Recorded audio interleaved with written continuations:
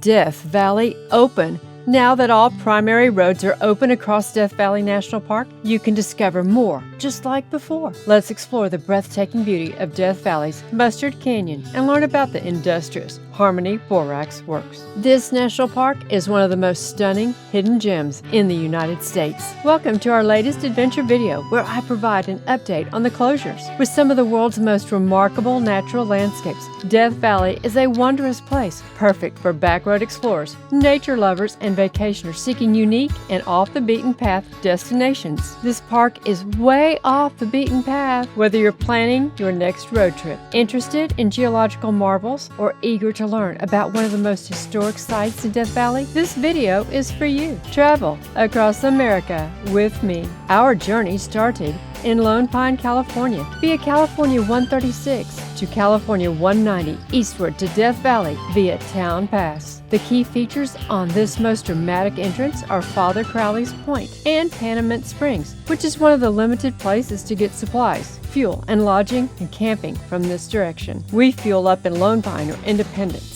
This side of Death Valley also leads down Immigrant Canyon Road. I'll give you an update on that later. This is the most treacherous paved entrance into the park. Make sure you and your vehicle are ready for the taxing elevation gains and losses, and your nerves are settled for the sharp curves and steep exposed cliffs. If you are not accustomed to mountainous driving, may I recommend a different entrance? Our goal on this, our 21st trip into Death Valley, notice I didn't say day. We have spent almost 60 days in this phenomenal overgrown geologic masterpiece. Oh yeah, our goal was to, as always, reach Furnace Creek to take a photo by the temperature gauge and, of course, get our park passport book stamped. There are a few things that we had done on our first visit to this park almost 2 decades ago, like hike Mosaic Canyon, visit a couple exceedingly historic sites, and stop at the Mesquite Sand Dunes. This is where I will take you in a future video. On every visit, we desire to mix in something old with something new, or maybe something really old. One of the almost every time kind of places is Mustard Canyon, and that is what we will do in this video. Why? Because it's easy and well located in the busy hub area of Death Valley. That is the area surrounding Furnace Creek. Furnace Creek is the location of the park's main visitor center. Any visitor needs to get to this area of the park at some point. During the time there, you can get copious amounts of information and advice and learn about the happenings going on at the park. In a previous video, I highlighted all the closures that were happening in Death Valley due to flooding. Not everything is open yet, but primary roadways have been restored. At the end of this video, I will be giving an update on what we learned about the current road and specific park site closures. Yes, there are still places where Death Valley is closed. And of course, I will promote a few tips for desert touring. Now to Mustard Canyon. The Harmony Borax Works is featured at the entrance to the canyon, which makes this turnoff a must-do. It is also the location of one of the final road projects that will secure the completion of roadway construction on the major roadways that lead visitors to the key sites in this vast expanse of beauty. At the entrance and exit to Mustard Canyon, we experienced a section of what we will call finishing touches on the roadwork. The amazing Mustard Canyon in Death Valley is a spectacular geological formation nestled within the vast and rugged landscapes of California's Death Valley National Park, and a perfect combination of history and scenery. Frankly, mixing history and scenery is what Death Valley does best. Known for its vibrant colors, dramatic cliffs, and intriguing rock formations, Mustard Canyon is a must-visit spot for photographers to the Grand National Park. As you take the turnoff from Mustard Canyon, you will first see a large parking lot on your left. Look up the hill to be dumbfounded by the stunning borax equipment planted against the famous blue sky that Death Valley is so happy to promote. Let's get out so we can delve into the Harmony Borax Works by taking the quarter-mile path around the actual equipment. As I talk about the Borax Works, let's stroll the path around the equipment to learn more about this white gold. Though steeped in legend, the frenzied search for gold and other metals in Death Valley produced few fortunes. Borax, the white gold of the desert, ranks as the valley's most profitable mineral. Harmony Borax Works was one of Death Valley's first borax operations. It operated from 1883 to 1888. San Francisco businessman William T. Coleman built this plant in 1882 to refine the cotton ball borax found on the nearby salt flats. The high cost of transportation made it necessary to refine the borax here, rather than carry both borax and waste to the railroad, 165 miles across the desert. Who uses borax? Well, blacksmiths used it, as did potters, dairy farmers, housewives, meat packers, and even morticians. If you want to know more about borax, look it up. It is truly an incredible product. Learn about how they refined borax and so much more on the signs along the pathway. For more than a century, the 20-mule team has been the symbol of the borax industry on product labels, in history books, and on television. The status is well earned. Mule teams help solve the most difficult task that faced Death Valley borax operators, getting the product to market. The financial problems of owner William T. Coleman and borax discoveries in other parts of California forced the Harmony operation to close in 1888 after 5 years of operation. If you would like to learn even more about this process, visit the Great Museum in Furnace Creek. Returning to the car, you will see ruins ahead on the right. I'm guessing you noticed them in earlier pictures. There is a pullout at the second ruin site, so you can get out to walk around them if you would like. Now let's immerse ourselves in a ride through Mustard Canyon, showing off colorful yellow and brown sediment layers. Thus its name, Mustard Canyon. Towering canyon walls and intricate rock formations envelop you.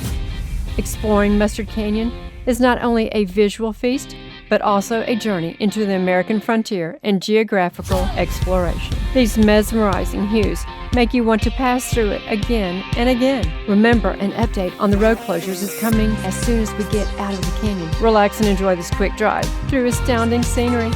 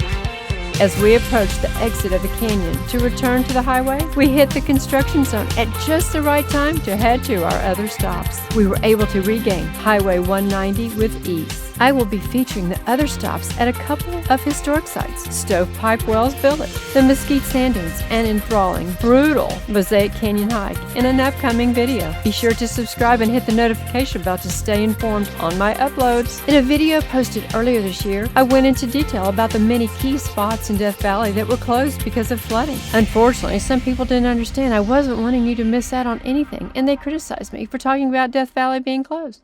They should have watched the entire video to realize what I was doing. Oh well. Now I want to give you an update. It's exciting. All primary roads in Death Valley have been reopened, with the exception of Bonnie Claire Road and Scotty's Castle, which has been closed for almost 10 years, with no light at the end of the tunnel. The reopening date is unknown at this time. Titus Canyon remains closed, and a park ranger said they are hoping to reopen Titus Canyon in 2026. Let's hope so, for this is one of the best backroad adventures in the entire massive national park. The third continued closure is the road to the original trailhead to Darwin Falls, likely to remain closed until summer 2026. The Salt Creek Boardwalk has still not been totally repaired, and the ranger at Stovepipe Wells said that they are hoping for an opening this summer. We saw lots of construction materials just at the highway. I do want to recommend my video, Death Valley Closed, so you can see what is still being missed because of these closures. Immigrant Canyon Road is open, and you can now access Skidoo, Peta Garaberries, a Eureka Mine, Wild Rose Kilns, Wild Rose Peak,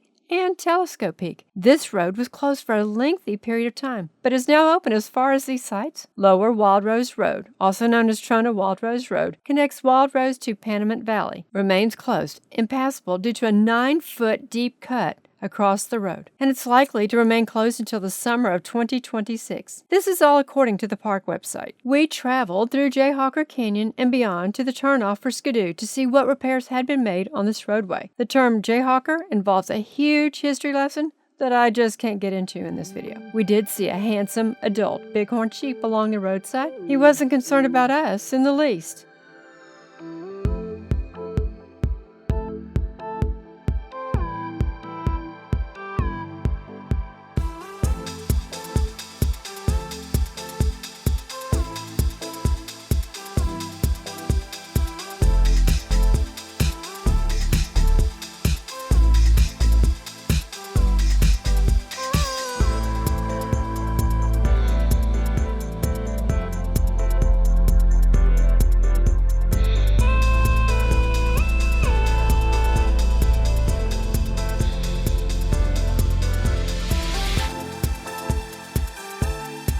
Here's a big note.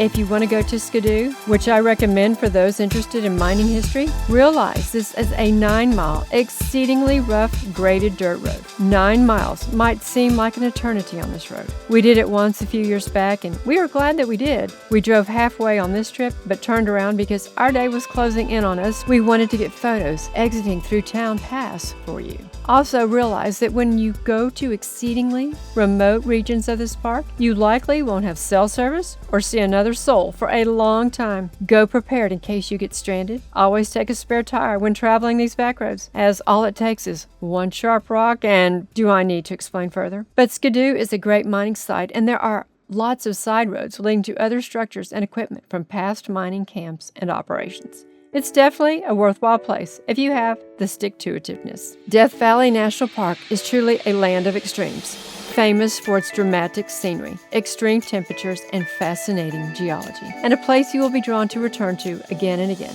Maybe not 21 times, but who's to say? As a prime destination for vacationers, it is important to be prepared for the specific challenges posed by this fantastic desert ecosystem. Here are a few tips. Drink water. Eat snacks, and pay attention to the temperature. It's May and it's already over 100 degrees. The park provides great safety information and hiking and touring suggestions to beat the heat. But we all realize that due to only so many hours in a day and the immense size of the park and distances required to travel between locales, it is often impractical to do things in the best times possible. Be a smart desert rat. Oh yes, watch your vehicle temperature gauge. We saw 2 rogues parked on the side of the road with the hoods up on our way westbound toward Town Pass between Immigrant Canyon Road and Panamint Valley Road. This video is part of a larger Death Valley exploration series. See the description below for links to other videos from Death Valley. So many more to come. This park has an endless stream of excitement. Ugly shoes with a pair of backup flip-flops on the ground. And classic road trip. Be sure to leave a comment below sharing your thoughts about Mustard Canyon, or let us know if you have any questions about planning your visit. I love engaging with our viewers and look forward to hearing how you'll explore this incredible park named Death Valley. Hit that like button and share this video with fellow nature lovers who are searching for unique and awe-inspiring experiences in the U.S.